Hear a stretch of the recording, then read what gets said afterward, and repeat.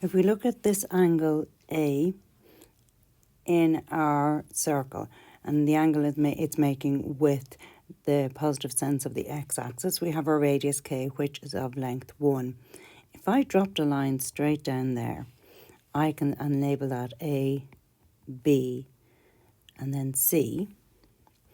If I use my ratios, I can say that sine of A is equal to A over C, and C is 1, so sine of A is equal to A. So that means that the height of this side here is sine A.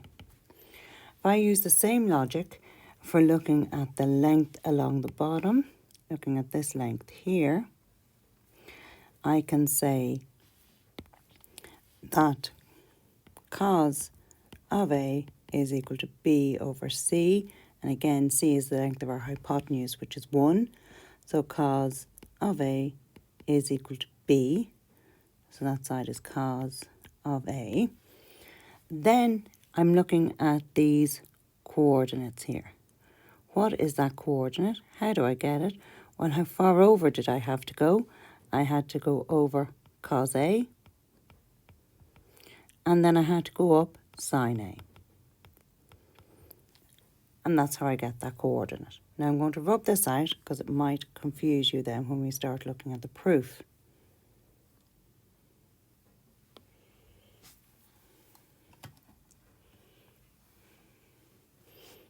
Okay, rub it all out. And then, okay.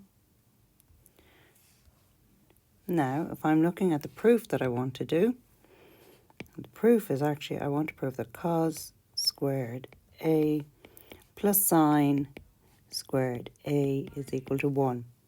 And what I'm going to do is I'm going to use my distance formula and have my coordinates cos of A, sine of A, and 0, 0. And I'm going to get the length of that radius. So that's my x1, y1, x2, y2. And as you know, it makes no difference which one you label x1, y1, which one you label x2, y2.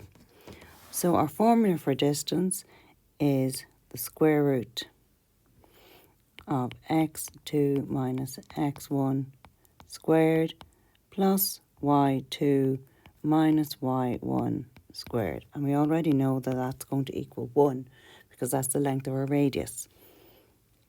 Sub in, and I get 1 equals the square root of 0 minus cos of A squared plus 0 minus sine of A squared. So 1, and then I square both sides. And I get 1 is equal to 0 minus cos of A squared plus 0 minus sine of A squared. So minus cos of A squared is cos of A all squared plus sine of A all squared. And the way we write cos of A squared is cos squared A, and sine A all squared is actually sine squared A. And we are done.